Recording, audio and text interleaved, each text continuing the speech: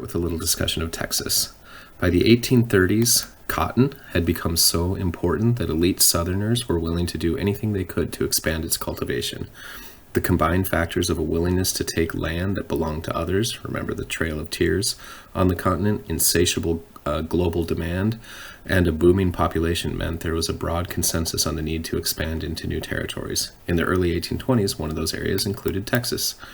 When Mexico gained its independence in 1821, they agreed with the United States that their country would extend to the border of modern-day Louisiana and essentially diagonally across the rest of the continent up to the top of California. What both Mexicans and Americans ignored, though, was that Native people were actually in charge of Texas. The Comanche Empire and Apaches were the ones really in charge. To cement their control over the area, Mexicans were eager for anyone who could reliably pay taxes. So they granted early Americans rights as empresarios, or entrepreneurs, to settle in Texas. By the 1830s, far more Americans came into the area than the Mexican authorities were prepared for, and one point of contention was slavery. Slavery was illegal in Mexico. It had never really taken root there to begin with. There were too few Europeans and too much area for slaves to escape into. They tried slavery early on, but instead opted for feudal control over native peoples and mestizo peasants. The American immigrants, however, ignored Mexican law. So in order to ensure their control of slaves, American settlers declared independence in 1836 and fought for that independence over the next 6 years. One of the early battles was at the Alamo, where a Tennessee congressman, Davy Crockett, was killed, as well as a frontiersman they named a knife after, Jim Bowie. So many Texans also sought unification with the United States of America. A sticking point after 1842 was the Texas border with Mexico. Mexicans said it was at the Nueces River. Texans said it was farther south on the Rio Grande. This essentially set the stage for another war with Mexico, this time with the United States of America, not just Texas. Not all Mexicans agreed with the treaty recognizing Mexican independence, so they took it as a hostile act when the United States voted recognizing Texas independence. So they took it as a hostile act when the United States voted to annex Texas in 1845. That same year, President Polk sent expeditions to the Nueces River and sent a secret expedition to California. In early 1846, Mexican troops along the Nueces fired on American troops, and Congress declared war. Sorry, I'm just correcting a typo. Over the next 2 years, the vastly numerically superior American forces sent expeditions across the American Southwest and landed at Veracruz, marching straight from there to Mexico City, briefly holding it until the Mexicans agreed to cede what are today the states of Texas, New Mexico, Colorado, Utah, Arizona, Nevada, and California to the United States. That's a whole lot of our country. So in 1848, then, the territory of the United States stretched across almost the entirety of what it is today. There would still be the Gadsden Purchase of southern Arizona, Alaska, Hawaii, and all of the overseas territories, including notably Puerto Rico, to come. So another of Polk's goals as president was to lay claim to the Oregon Territory as far north as possible. After the War of 1812, Britain and the United States agreed to joint occupancy of the area north of Mexico and in between the Lewis and Clark Purchase, the Louisiana Purchase, and the Pacific Ocean. Just correcting another typo very quickly. The British were interested in fur trading, while at least initially there was little American presence in this area. This changed after the late 1830s when American settlers began following a fur trader trail west known as the Oregon Trail. By the early 1840s, Americans far outnumbered British people in Oregon, and there was brief talk of another war. Some Americans later hoped for the 54-40 parallel, or fight, meaning to have the border of American Oregon extend all the way up to the base of Russian Alaska. Instead, there was a peaceful treaty in 1846, putting the border at the 49th parallel, where it still stands today.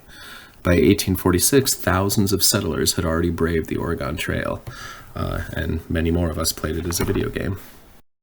So, one of the millenarian groups that emerged in the context of the revivals you read about last week was the Church of Jesus Christ of Latter-day Saints, or Mormons. So in 1847, Mormons began the first wave of immigration to Utah Territory and much of the broader West by cutting a trail that ran roughly parallel to the Oregon Trail until it diverged towards the Great Salt Lake, where they would build Salt Lake City. When these settlers first went west, they were hoping to escape persecution in Missouri and Illinois, so they intentionally found territory in Mexico. Only shortly after the initial settlers arrived, many more followed, and roughly 70,000 people would come on wagon trains before the completion of the Transcontinental Railroad. These settlers would soon find themselves in U.S. territory, however. So Mormon settlers are also important to consider in light of the Indian Wars of the 1860s through the 1890s. These wars were one of the most imperialistic moments in American history. The U.S. government conducted a campaign of terror against Native peoples with the goal of dispossessing them of the best lands in the name of progress. So one of the points I want to emphasize, though, is that both then and now, many Americans were against the horrors being inflicted on the natives.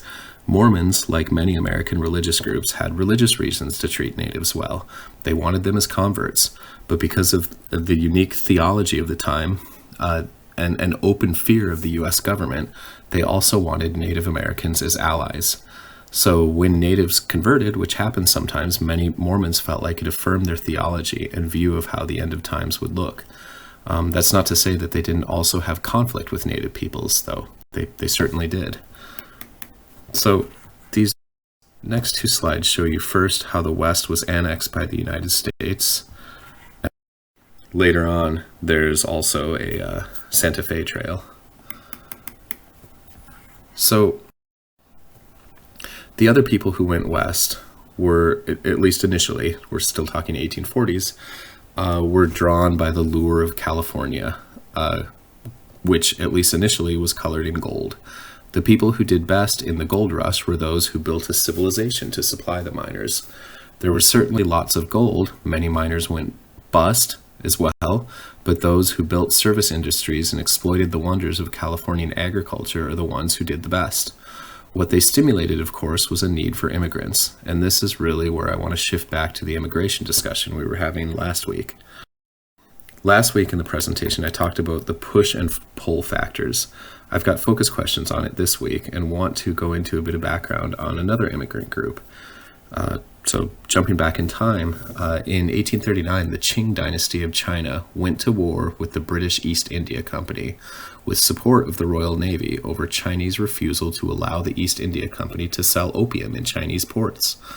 Pretty normal thing to not want drug dealers in your country. The Chinese lost this war and a subsequent war against Britain a few years later.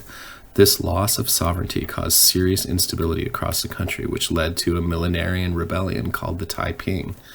In the course of putting down this rebellion, the Qing relied on foreign mercenaries, including some Americans and British, and in the ensuing conflict and conflict-related famines, somewhere between 20 and 30 million people lost their lives. This is by far the bloodiest conflict of the 19th century. This happened to be the same period when there was a tremendous global demand for labor, especially in settler-based colonies in the Pacific. So Chinese coolie laborers were people who signed agreements giving labor contractors the ability to send them wherever, whenever. Many of these people were sent to the American Pacific West. Many came of their own free will, too. It was these Chinese migrants who built the Transcontinental Railroad, ran service businesses, and overwhelmingly turned California into the thriving state it became. Their thanks, however, was a sharp increase in racism, as part of the broader European fear of what they called at the time the Yellow Peril. The Chinese Exclusion Act of 1888 would bar immigration to Chinese families and only gave men temporary residence. It set a dark precedent for further immigration restrictions after the infamous 1924 Johnson-Reed Immigration Act.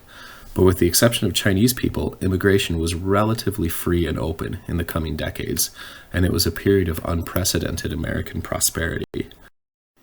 One political party that formed as the West was being annexed was the Free Soil Party, which advocated the abolition of slavery so that America could be open to small, private family farms. They reasoned that slavery sucked away the opportunity for everyone.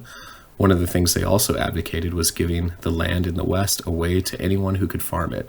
The eventual Homestead Act of 1866 would give a quarter section meaning a quarter of a square mile or 160 acres, to anyone who could pay a nominal clerk's fee and farm the land for 5 years. This act led to an incredible period of economic growth. America's first industrial revolution centered around textile production. The second centered around heavy manufacturing, especially for farm implements. As American steel mills and foundries rose to the challenge of equipping a nation of farmers, you had rapid economic growth that served as the single biggest pull factor inviting immigrants to America. Recruiters for large new factories like the McCormick or John Deere companies centered in the Midwest would tour Europe and the Ottoman Empire seeking workers, promising streets paved in gold. By the end of the 19th century, American factories, transportation infrastructure, and enterprising farmers made America into one of the largest economies in the world. The combination of innovation, land, and immigrants made this possible.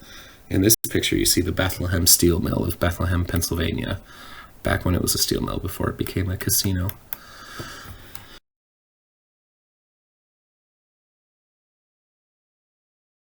Violence also included conflicts with Native Americans.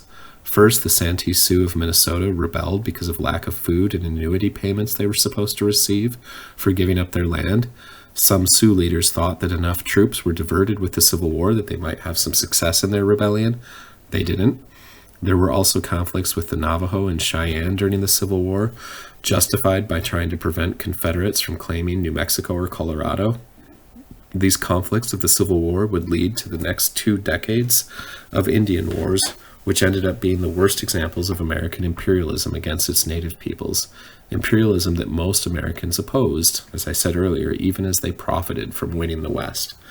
The American public was generally appalled when atrocities happened during the Civil War against the natives, but at Fort Ojo de Oso in New Mexico and Sand Creek, Colorado, hundreds of people were killed by frontier soldiers with little military discipline, all while the Civil War was ongoing. Because of public outrage, the commanders in both cases were recalled and court-martialed. Didn't stop the massacres from happening, however.